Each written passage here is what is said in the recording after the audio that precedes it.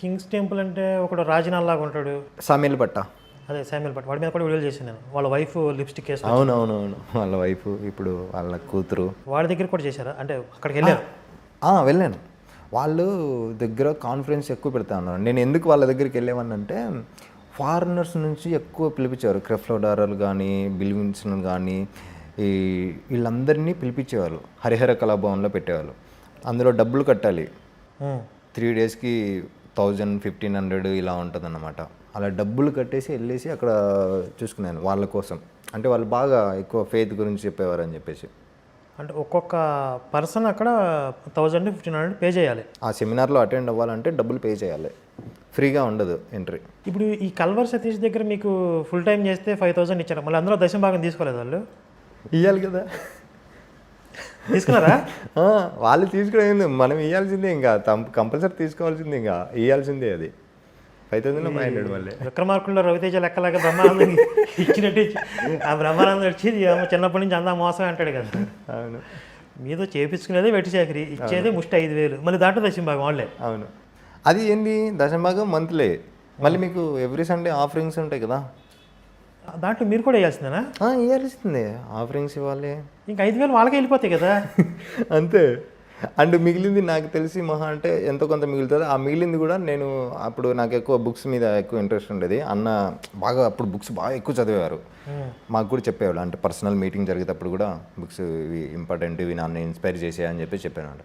ఆ మిగిలిన డబ్బులు కూడా అక్కడ అప్పుడు బుక్ స్టాల్ ఉండేది, కలవరి బుక్ స్టాల్ అని చెప్పేసి కుకటపల్లిలో ఎదురుగా నైనా గార్డెన్కి ఆపోజిట్లో. ఆ డబ్బులన్నీ దానికే పెట్టేసి మళ్ళీ బుక్స్ కొనేవాడిని నేను. అప్పుడు మీకు పెళ్ళయింది, వచ్చేది 5000 మొత్తం అక్కడే మళ్ళీ సతీష్ లాగేసుకుంటున్నాడు. మీకు బ్రతకడానికి ఎలాగ అప్పుడు మరి? యాక్చువల్లీ టు బి ఫ్రాంక్ చెప్పాలంటే ఈ విషయంలో నేను మా భార్యకి చాలా థ్యాంక్స్ చెప్పాలి.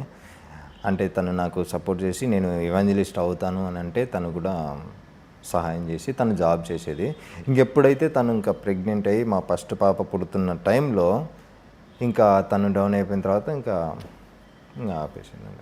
అప్పటి నుంచి నేను కొంచెం ఫైనాన్షియల్ సేవ్ చేసుకోవడం స్టార్ట్ చేశాను. తర్వాత మరి అసలు మీకు చేంజ్ ఎప్పటి నుంచి స్టార్ట్ అయింది? లాస్ట్ ఇయర్లో నేను బైబిల్ చదువుతున్నప్పుడు, అంటే నేను చాలా సీరియస్గా బైబిల్ చదివాను. నాకు హీబ్రూ కూడా వచ్చు. హీబ్రూ కూడా వచ్చు. నాకు హీబ్రూ వచ్చు. నేను ఎక్కడ చదువుకున్నారు? ఇక్కడ ఆన్లైన్లోనే. Online classes? Online classes. Hebrew line ఏదన్నా ఒకటి చెప్తారా బైబిల్లో నుంచి? అంటే ఫేమస్గా అందరికి అర్థమయ్యేగా చెప్పాలంటే ఫస్ట్ ఆదికాండం 1వ అధ్యాయం 1వ వచనం, బెరిషత్ బెరా అని చెప్పేసి అని ఉంటుంది అనమాట. అంటే ఆది అందు దేవుడు భూమి ఆకాశం సృజించను అని చెప్పేసి ఉంటుంది. అండ్ న్యూ టెస్ట్మెంట్లో గ్రీక్ వర్డ్స్, అంటే గ్రీకు నేను రాదు కానీ వర్డ్స్ అయితే తెలుసుకొని, నాకు గ్రీక్లో వర్డ్స్ తెలుసు. హీబ్రూ అయితే మొత్తం చదువుతాను. ఓకే. ఎందుకు నేర్చుకున్నాను అంటే దాంట్లో డీప్గా తెలుసుకొని జనాలకి చెప్పాలి ఇందులో ఎలా ఉంది అని చెప్పేసి ఆ యొక్క ఉద్దేశంతో నేను అంటే అంత డీప్గా వెళ్ళేవాడిని. నా దగ్గర ఉండే బైబిల్ అప్పుడు 2011లోనే మన ఇండియాలోనే ఏ పాస్టర్ దగ్గర లేకుండా ఉండే. ఏం బైబిల్ అది? డేక్ DAKE డేక్ బైబిల్ అండి. పాస్టర్స్ దగ్గర కూడా ఉండేది కదా. మీకు ఎక్కడి నుంచి వచ్చింది అది? కొన్నాను నేను బుక్ షాప్లో, అదే కల్వరి టెంపుల్లోనే కొన్నాను నేను. అది కూడా దాంట్లో స్పెషాలిటీ ఏంటి? అందులో ఏంటంటే కామెంటరీ ఉంటుంది, క్రాస్ రెఫరెన్సెస్ ఉంటాయి, హిస్టరీ ఉంటుంది, గ్రీకు అంటే ఏ టైంలో రాశారు, ఎప్పుడు రాశారు, ఎందుకు రాశారు, ఇవన్నీ కూడా మొత్తం ఫుల్ డీటెయిల్స్ ఉంటాయి దాంట్లో. సో అది నేను తెలుసుకొని చేశాను. జస్ట్ ఇద్దరి దగ్గరే ఉండేది అది. ఒకటి శ్యామ్ కిషోర్ దగ్గర అప్పుడు నా దగ్గర ఉన్నప్పుడు, ఇంకొకటి ఎవరో పాస్టర్ అని పేరు గుర్తులేదు, ఎవరో ఒక పాస్టర్ దగ్గర ఉండేది అనమాట. అంతే మన ఇండియాలో. ఒకటి నేను, 3. ఇప్పుడు కల్వరి సతీష్ అమ్ముతున్నాడు కదా, చాలా మంది కొనుక్కుంటారు కదా, మీ దగ్గర అంటే తెలుగు కదా. ఇప్పుడు మన దాంట్లో ఎక్కువ తెలుగే కదా మాట్లాడతారు, ఇంగ్లీష్ వాడరు కదా. సో అది ఇంగ్లీష్ బైబిల్ అనమాట. అంటే ఇప్పుడు మీకు బైబిల్ చదువుతూ ఉంటే చేంజ్ వచ్చిందా మీకు? అవునవును. ఏమర్థమైంది? సింపుల్గా చెప్పాలంటే జూదాయిజంకి క్రిస్టియన్స్కి అస్సలు సంబంధం లేదు. Completely different religions both. ఈ జూదాయిజం అన్న అట్లీస్ట్ దానికి అంటే అందులో కూడా ఫ్లాసెస్ ఉన్నాయి కానీ, బట్ వాళ్ళు ఏంటంటే కొంచెం సిన్సియర్గా ఏదో వాళ్ళు బతుకుతూ ఉన్నారు. ఈ క్రిస్టియానిటీ ఏంటంటే ఈ జూదాయిజాన్ని హైజాక్ చేయడానికి తీసుకుని వచ్చేసి, అంటే ఓల్డ్ టెస్ట్మెంట్లో ప్రాఫెసీస్ ఉంటాయి మీకు తెలుసు, ఆ ప్రాఫెసీస్ని తీసుకొని వచ్చేసి ఏసైకి అతికిచ్చేసి కుట్టించేసి ఆయనకి సెట్ అవ్వకపోయినా కూడా సరే ఇగో ఈయనే అని చెప్పేసి నిరూపించడానికి చేయడానికి చేసిన ఒక ఎవరు మన కాన్స్టంటైన్ చక్రవర్తి 320లో 300లో ఎప్పుడైతే వాడు క్రిస్టియన్గా మారాడో వాడు చేసిన కుట్రనే ఇది. అంటే ఇది పొలిటికల్గా వచ్చింది ఈ మతం అనేది. అంటే ఓల్డ్ టెస్ట్మెంట్లో ఉన్న ప్రాపసీస్ అన్నీ న్యూ టెస్ట్మెంట్లో ఏసుకు అతికించినవి తప్ప ఒరిజినల్గా అక్కడ సరిపోలట్లేదు మీకు అర్థమైంది. నాకు ఒక ఛానల్ ఉందన్న అన్బిలీవర్ అని చెప్పేసి. Unbeliever okay.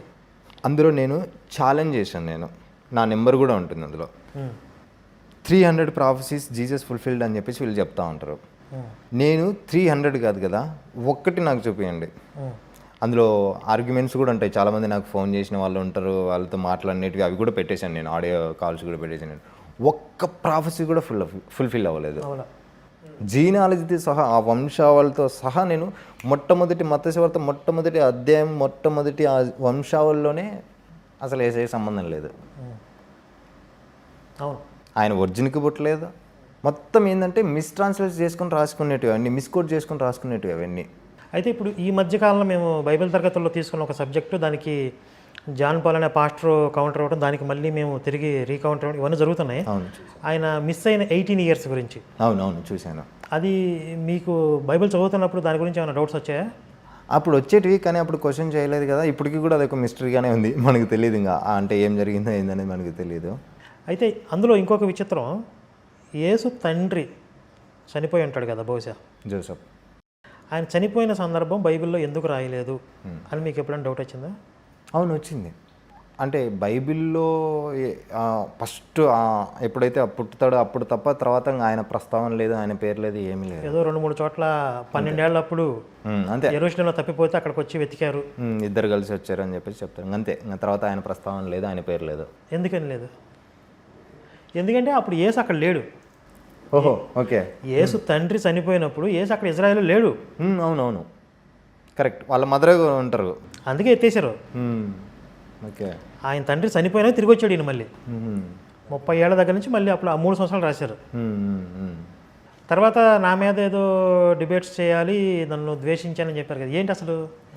అంటే అప్పుడు మీరు ఫేస్బుక్లో పోస్టులు పెట్టేవారన్న, మొత్తం రాసి తెలుగులో రాసి మరీ పెట్టేవారు పోస్టులు. అండ్ తర్వాత ఫేస్బుక్లో బాగా యాక్టివ్గా ఉండేవాడు, యూట్యూబ్లో రాకముందు. అప్పుడు స్టార్టింగ్లోనే మీరు అప్పుడు పెట్టినప్పుడు అవి చదివేవన్నీ, అవి చూసేసుకొని అంటే ఇంకా ఇప్పుడు చెప్తే బాగోదేమో కానీ చాలా చెప్పాలి తిట్టుకునేవాడిని, బాగా తిట్టుకునేవాడిని. ఈడేంటి ఇట్లా పెడుతున్నాడు, ఇట్లా చేస్తున్నాడు, ఏంది అసలు క్రిస్టియానిటీ గురించి ఏం తెలుసు, ఏంటి ఏమనుకుంటున్నాడు, సర్వలోకానికి మొత్తానికి ఆయనే దేవుడు అని చెప్పేసి దేవుడు గురించి ఇలా చెప్తారు ఏంటి అని అంటే అప్పటి వరకు మన తెలుగు రాష్ట్రాల్లో ఎవ్వరూ ఇట్లా క్రిస్టియానిటీకి అగెనెస్ట్గా ఎవరు రాలేదు నాకు తెలిసి. అంటే ముస్లిమ్స్ వాళ్ళు ఉన్నారులే, వాళ్ళు ఏదో చేసుకునే వాళ్ళు, కానీ ఇట్లా హిందువులు ఎన్ని గుండెలు ఉంటే ఇట్లా అంటాడు, ఎంత అంటే నేను డిబేట్ చేయాలి, నేను డిబేట్ చేయాలని వేసేయాలనుకున్నారు. డిబేట్ చేయాలి ఇంకా అంటే ఆ కోపం ఉండేది, ఫ్రస్ట్రేషన్ ఉండేదిలే, కానీ నేను చెప్పాలి, నిరూపించాలి దేవుడు అని చెప్పేసి కోపం అయితే ఉండేది. అంటే ఇంకా ఇట్లా కొట్టేంత కోపం అన్నట్టు అలా అనిపించేది నాకు. మరి ఎప్పుడు రాలేదండి డిబేట్ చేస్తానని చెప్పి? కాంటాక్ట్ అయ్యారు ఎప్పుడన్నా మా వాళ్ళకి? అంటే కామెంట్స్ చేసేవాడిని అప్పుడు ఫేస్బుక్లో కామెంట్స్ చేసేవాడిని. అప్పుడు ఫోన్ నెంబర్లు ఏమో మరి తెలియదు, కానీ కామెంట్స్ అయితే చేసేవాడిని. మరి నేను పాస్టర్లతో డిబేట్స్ ఇవన్నీ జరిగాయి కదా, అవి చూసారా అప్పుడు? చూశాను.